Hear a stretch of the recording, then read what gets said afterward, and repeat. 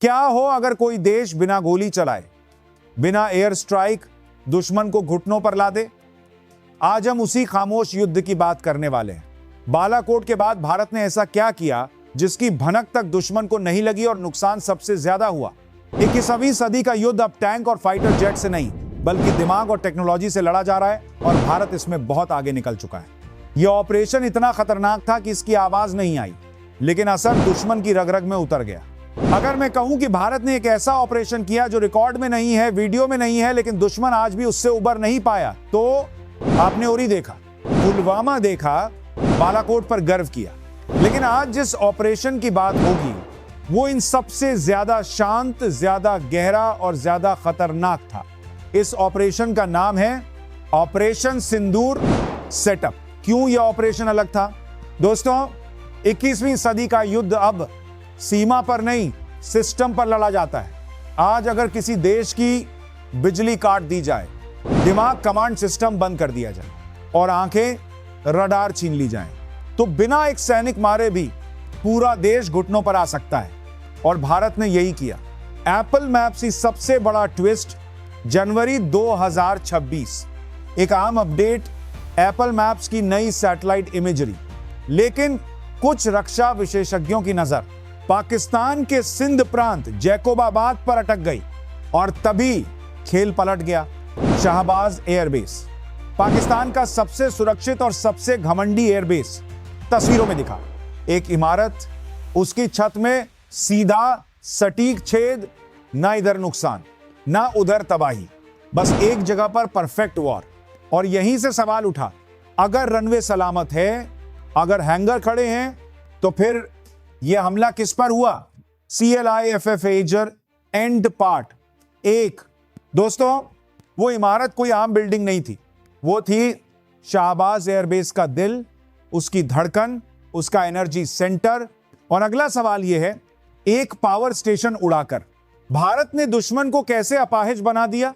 और क्यों यह हमला F-16 जेट्स के लिए मौत का फरमान बन गया? इसका जवाब है, हमने देखा कि कैसे एक सटीक हमले ने पाकिस्तान के सबसे बड़े एयरबेस की बिजली काट दी, लेकिन असली तबाही उसके बाद शुरू हुई। जैकोबाबाद दुनिया की भट्टी।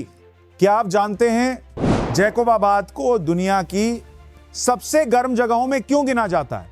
यहां तापमान 48, 49, 50 दबार साल पार कर जाता है। इतनी गर्मी में इंसान बेहोश हो जाए, मशीन पिघल जाए। और अब सवाल, क्या F-16 इस गर्मी को झेल सकता है? F-16 एक क्वाल्सर उड़ता हुआ सुपर कंप्यूटर। दोस्तों, F-16 सिर्फ एक विमान नहीं है, यह है हजारों chips, sensitive radar, micro wiring, high precision computer, और इन सबका एक ही दुश्मन है, हीट, गर्मी। इसीलिए हैंगर के अंदर 24/7 AC प्लस क्लाइमेट कंट्रोल जरूरी होता है। भारत की असली चाल, भारत जानता था रनवे टूटेगा, 24 घंटे में बन जाएगा। विमान उड़ा, अंतरराष्ट्रीय बवाल, तो भारत ने मारा दिमाग पर वार। जैसे ही एनर्जी सेंटर गिरा, AC बंद, कूलिंग बंद, sensors overheat, radar calibration fail, mission computer dead. और वो F-16 जो उड़ान के लिए बने थे, कबाड़ में बदलने लगे। नो पावर इन क्वालर, नो वॉर। दोस्तों, बिजली गई तो फ्यूल पंप्स बंद, मिसाइल डायग्नोस्टिक सिस्टम बंद, ATC अंधा, राडर बहरा, पेट्रोल मौजूद था लेकिन उसे भरने का तरीका नहीं। यानी हथियार हैं लेकिन उन्हें चलाने की ताकत नहीं। CLI FFAger and part. दोस्तों, अब पाकिस्तान के सामने एक खौफनाक सच्चाई थी। यह हमला सिर्फ एक बेस पर नहीं था, पूरा सिस्टम निशाने पर था। और तभी DGMO का फोन घनघनाया। लेकिन क्या भारत रुका या फिर असली तबाही अभी बाकी थी? युद्ध सिर्फ हथियारों से नहीं, दिमाग से जीता जाता है। जब पाकिस्तान ने DGMO कॉल किया तो यह शांति की अपील नहीं थी, यह था समय मांगने का नाटक। इंडियाज न्यू डॉक्ट्रिन, पुराना भारत, पहले हमला हो फिर जवाब। नया भारत, खतरा दिखा जड़ काट दो, इसे कहते हैं ऑफेंसिव डिफेंस। मल्टीपल बेसिस एक साथ वार।